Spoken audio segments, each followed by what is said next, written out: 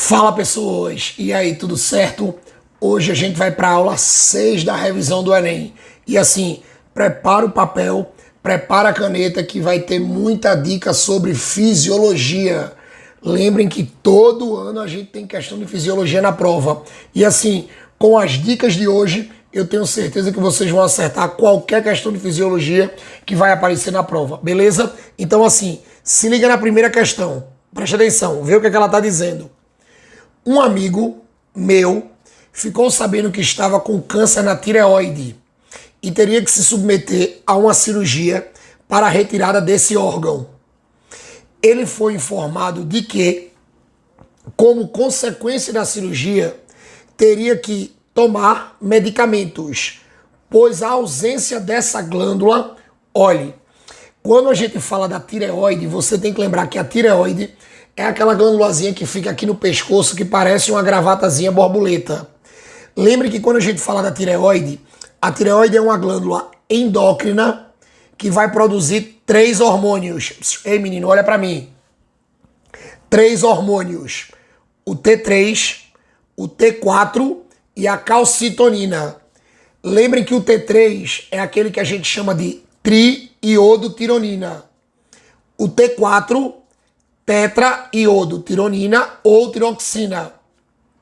E o terceiro, que é a calcitonina mesmo. A primeira coisa que eu queria que vocês relacionassem com essa glândula é o sal mineral iodo. Cuidado que se o Enem falar do iodo, ele sempre vai relacionar esse sal mineral com a glândula tireoide, porque assim, se você não tiver o iodo na quantidade correta, você não vai produzir o hormônio T3 e nem o hormônio T4. Logo você vai ter problema no metabolismo do corpo. E você não produzindo esses hormônios, a tua glândula pode inchar pelo excesso da produção do hormônio tireotrófico da cabeça. Porque lembre que quando você não produz esses hormônios por falta de iodo, para a cabeça, tu não está produzindo porque a glândula não está no tamanho correto. Então, a tua glândula adenohipófise da cabeça vai produzir mais hormônio tireotrófico, vai bater numa glândula que já está com o tamanho normal e vai crescer mais do que o normal, provocando exatamente o bócio. Então, aquela coisa do pescoço inchado, que é o bócio, é o crescimento excessivo da glândula tireoide, ou seja, é a hipertrofia da glândula. Tranquilo? Mas nessa questão aí, ele tá dando uma situação, um problema que o cara perde a tireoide. Ó, se o cara vai perder a tireoide, o cara não vai produzir o T3, não vai produzir o T4 e não vai produzir a calcitonina.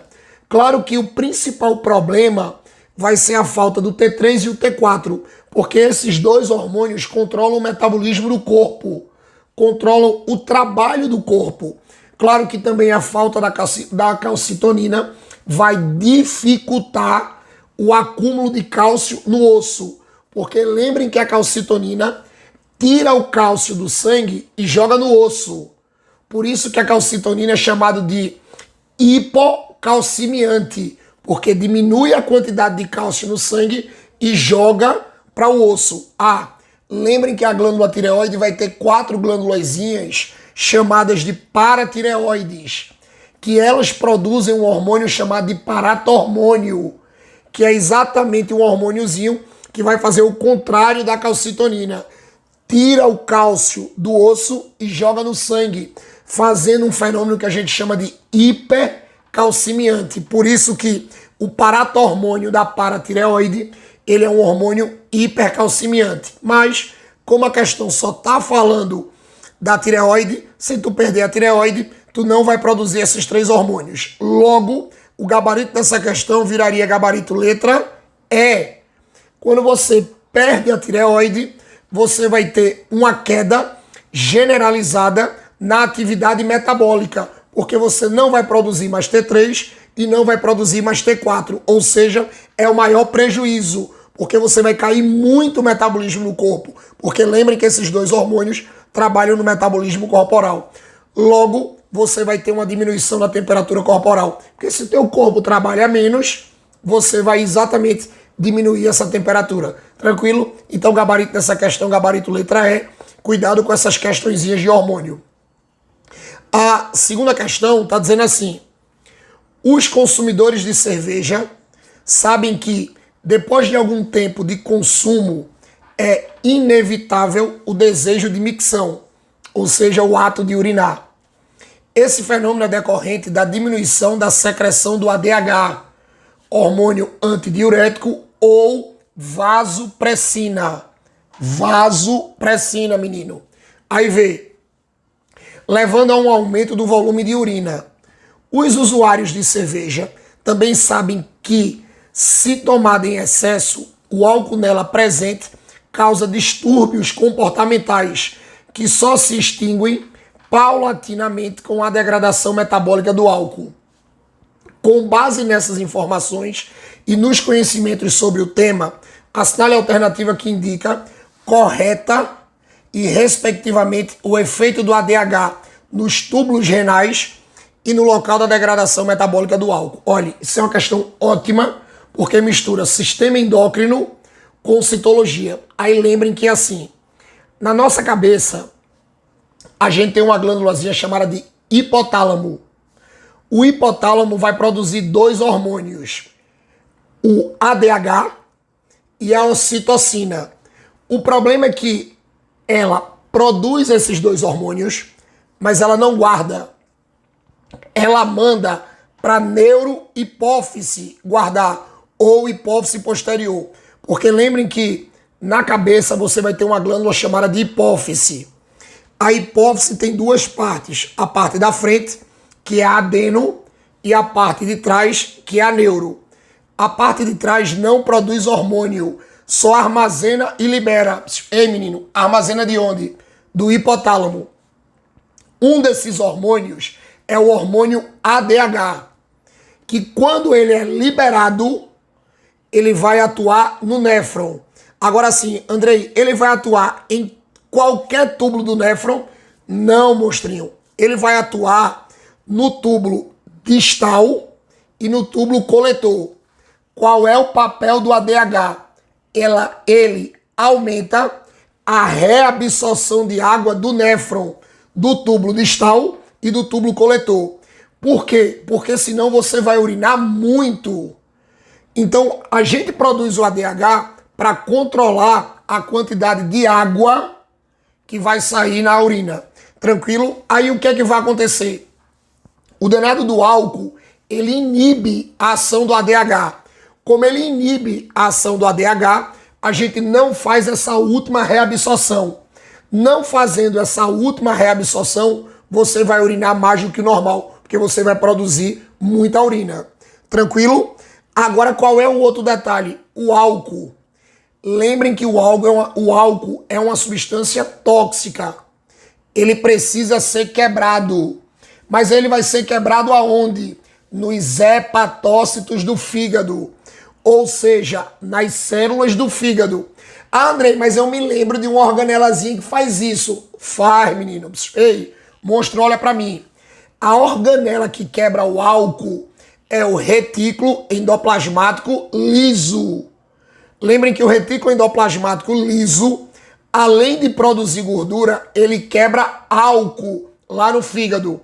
Antes que vocês possam estar se perguntando aí, e o peroxissomo? Ei, o peroxissomo ele também quebra substância tóxica, mas ele quebra água oxigenada. Ou como os químicos de plantão gostam de dizer, o danado do peróxido de hidrogênio. Tranquilo? Então assim, o álcool ele é quebrado no fígado pelo retículo endoplasmático liso. Porque lembrem que o rugoso ou granular ou ergastoplasma tem os ribossomos que vai produzir proteína, não tem nada a ver com quebrar substância tóxica. Logo, se o álcool inibe o ADH e o álcool é quebrado pelo retículo liso dos hepatócitos, o gabarito dessa segunda questão só pode ser gabarito letra D, que é o aumento da reabsorção de água do filtrado glomerular, que é a ação do ADH, e o retículo liso das células hepáticas, que é quem vai quebrar esse álcool. O gabarito ficava letra D. Agora, antes da gente passar para a próxima questão, ei, anota aí. Cuidado que se o teu hipotálamo não produzir o ADH que também é chamado de vasopressina ou antidiurético. Logo, se ele não produzir o ADH, ele não manda para a neurohipófise. Se a neurohipófise não tiver ADH e você não fizer essa reabsorção, você vai ser uma pessoa doente.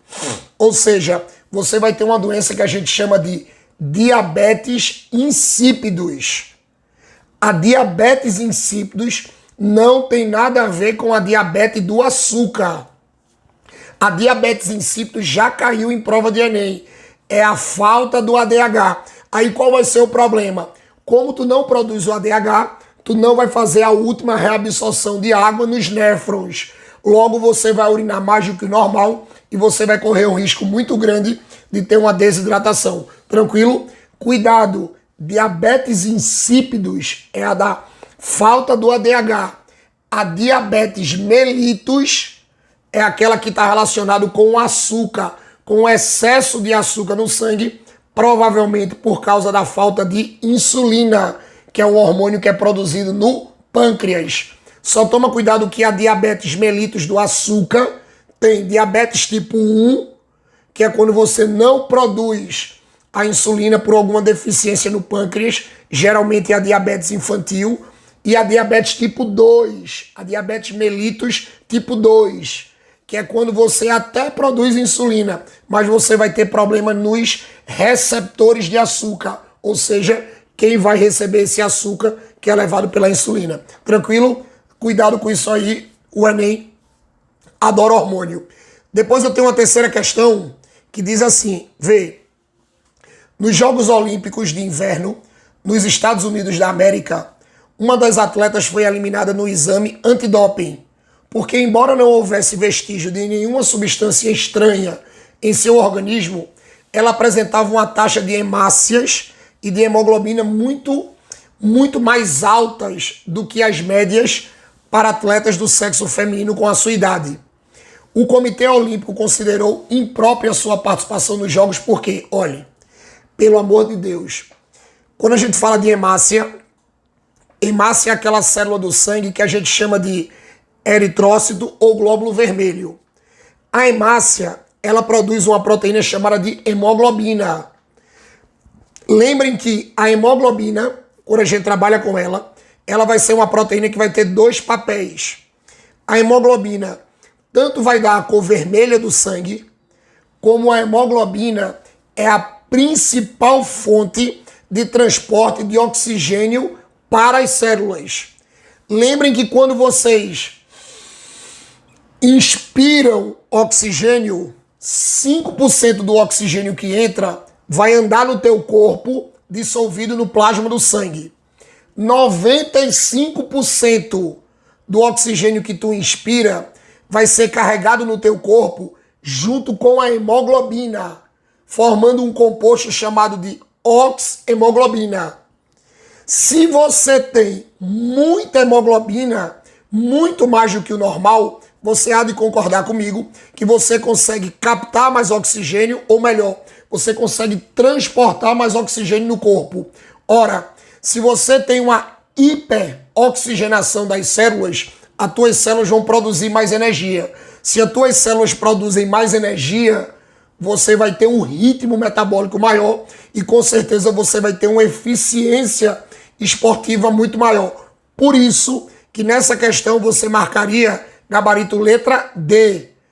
A maior taxa de hemácias permitiria uma maior oxigenação do sangue e uma maior obtenção de energia. Porque se tu tem muita hemácia, tu produz muita hemoglobina. Se tu produz muita hemoglobina, você transporta muito oxigênio. Agora, eu falei do oxigênio.